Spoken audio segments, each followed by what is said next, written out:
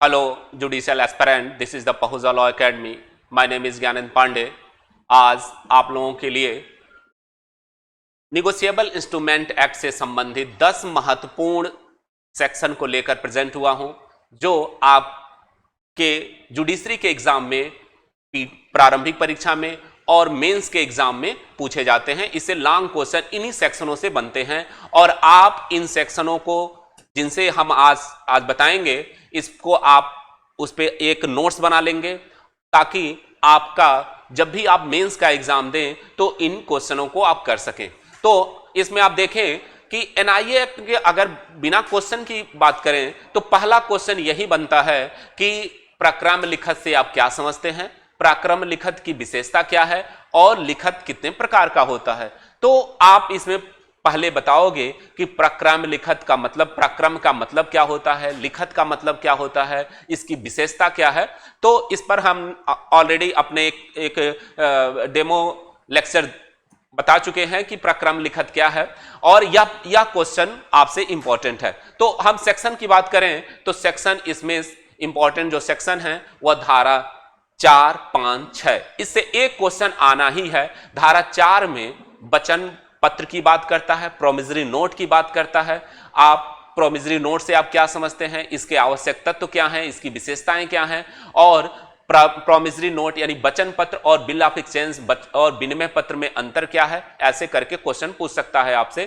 तो आप धारा 4 को आप देखोगे और इंपॉर्टेंट यह क्वेश्चन है. दूसरा कहा धारा 5 जो विनिमय पत्र को परिभाषित करता है. तो विनिमय पत्र क्या है, विनिमय पत्र की क्या विशेषताएं हैं, विनिमय पत्र और चेक में अंतर क्या है. चूंकि चेक भी एक विनिमय पत्र होता है, चेक और विनिमय पत्र में काफी सिमिलरिटी है, इसलिए इनसे दोनों से अंतर पूछा जाता है.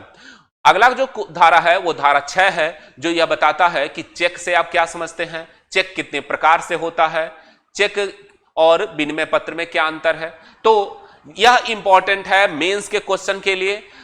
आप इसमें धारा 6 को, चेक को बताओगे, चेक के एलिमेंट बताओगे कि चेक एक विनिमय पत्र है, तो विनिमय पत्र के जो एलिमेंट हैं वो चेक के भी एलिमेंट हैं, उसके तत्व हैं, और इसके अलावा भी जो विनिमय पत्र से अलग हैं, जिसको चेक में केवल हैं, उसको भी उल्लेख करोगे.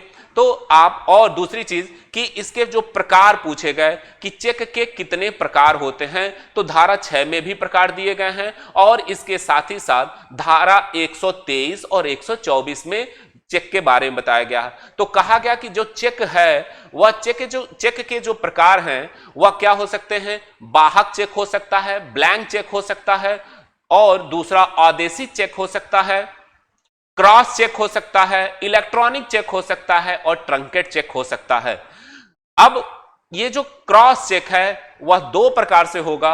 एक को कहोगे सामान्य जनरल क्रॉस और एक स्पेशल क्रॉस. इस पे जैसा कि आप जानते हो कि 123 और 124 में बताया गया है. जो सामान्य चेक है, अगर हम उसका प्रारूप को देखें तो जो सामान्य चेक है, अगर चेक का जो रचयिता चेक के बाईं तरफ 2 समानांतर रेखाएं खींच देता है, तो यह कौन सा चेक होगा, यह सामान्य क्रॉस चेक होगा. या तो इसमें अगर अकाउंट पे लिख दे तो भी यह क्रॉस चेक माना जाएगा और यह जनरल क्रॉस होगा. या इसमें निगोशिएबल लिख दे, नॉन निगोशिएबल लिख दे, अप्रक्रम लिख दे, तो वह भी क्या होगा, वह जनरल क्रॉस चेक माना जाएगा. और आप जानते हो कि इस चेक का भुगतान कहां होगा, अकाउंट से होता है, न कि खिड़की से होता है, जैसा कि बेयरर चेक और आदेशी चेक में होता है.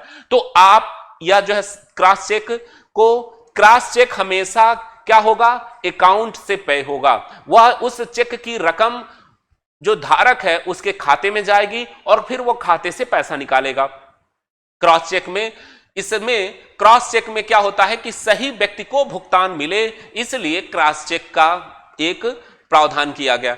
अगर मान लो ये तो जनरल क्रॉस चेक है. सामान्य क्रॉस चेक में जो धारा 124 में दी गई है, इसमें कहा गया कि अगर 2 समानांतर रेखाओं के बीच किसी बैंक का नाम लिख दे, एसबीआई लिख दिया या पीएनबी लिख दिया, तो इसका यह मतलब है कि यह विशेष क्रॉस चेक है और इसका भुगतान इसी बैंक के अकाउंट से होगा. अगर आपको इस स्पेशल क्रॉस चेक मिल गया और उस पर कोई बैंक का नाम इन दो समानांतर रेखाओं के बीच लिखी गई, तो इसका यह मतलब है कि आप इसी बैंक से ही केवल भुगतान प्राप्त कर सकते हैं। आपको अगर आपका अकाउंट है तब तो ठीक है, आप उस बैंक के अकाउंट में अपना यह चेक जमा करेंगे और फिर उस अकाउंट में पैसा आएगा। लेकिन अगर आपका अकाउंट नहीं है तो पहले आपको अकाउंट खुलवाना पड़ेगा, फिर उस चेक को आप जमा करोगे, तब वह चेक की रकम उस बैंक के खाते में आएगी, आपके खाते में आएगी। वह जो है विशेष क्रॉस चेक के बारे में बताया गया है। तो इस तरह से आप चेक को बताओगे कि चेक के प्रकार क्या हैं, चेक की विशेषता क्या है, चेक और विनिमय पत्र में अंतर क्या है। आप इस फॉर्मेट को देखोगे, यह इंपॉर्टेंट सेक्शन है। और दूसरा जो आप देखो कि दूसरा जो क्वेश्चन है वह कहा धारा 8 और धारा 9, धारक और सम्यक अनुक्रम धारक। तो धारक और सम्यक अनुक्रम धारक से आप क्या समझते हैं, यह एक क्वेश्चन, और धारक और सम्यक अनुक्रम धारक में अंतर क्या है। तो पहले धारा 8 को बतानी पड़ेगी कि धारक क्या होता है, और फिर धारा 9 को बतानी पड़ेगी सम्यक अनुक्रम धारक क्या होता है। दोनों अलग अलग चीजें होती हैं। धारक सम्यक अनुक्रम धारक नहीं हो सकता। धारक के लिए आवश्यक है कि वह विधिक स्वत से कब्जा प्राप्त किया हो।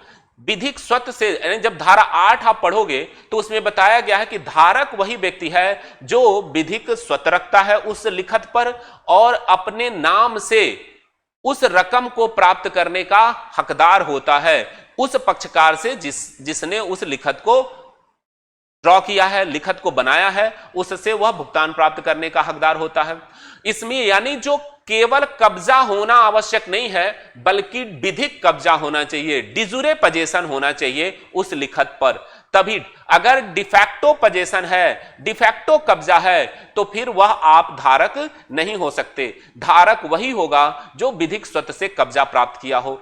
और या तो धारक हो। सम्यक अनुक्रम धारक के लिए क्या आवश्यक है, सम्यक अनुक्रम धारक के लिए धारा 9 बताती है कि सम्यक अनुक्रम धारक के लिए यह आवश्यक है कि वह जब लिखत को प्राप्त कर रहा हो सद्भाव से, कैसे व्यक्ति से प्राप्त करेगा, अगर वह चोर से प्राप्त कर रहा है या खोए हुए, जो अगर चेक कहीं गिर गया या लिखत कहीं गिर गया और वह कोई व्यक्ति पा लिया, तो जो पाने वाला है वह न तो धारक है और न ही सम्यक अनुक्रम धारक है। सम्यक समझना कि धारा 8 कहती है, मान लो ए ने चेक बनाया बी को और बी उस चेक को यह दिया इसके, तो यह धारक हो गया।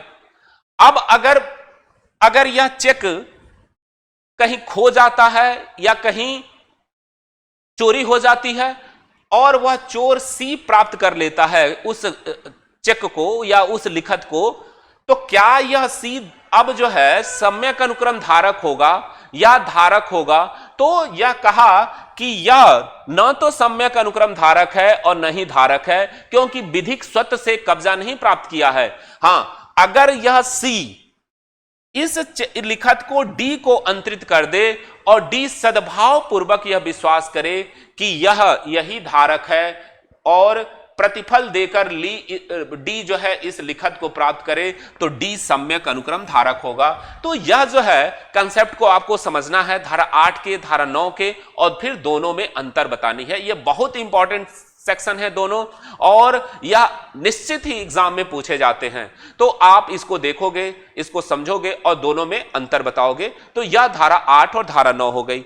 अगला जो आप देखो कि आपको प्रॉब्लम बना के पूछेगा या हो सकता है टिप्पणी पूछ दे कि अनुग्रह दिवस, ग्रेस डे से क्या तात्पर्य है, परिपक्वता से क्या तात्पर्य है। तो इसके लिए आपको धारा 21, 22 और 23 पढ़नी पड़ेगी।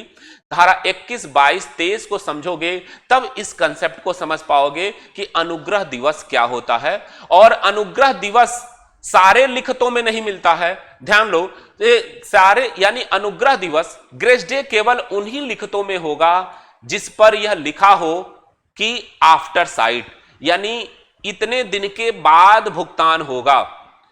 आप समझो कि चेक ऑन प्रेजेंटमेंट होता है, मांग पर दे होता है, तो चेक में ग्रेस डे नहीं होता है।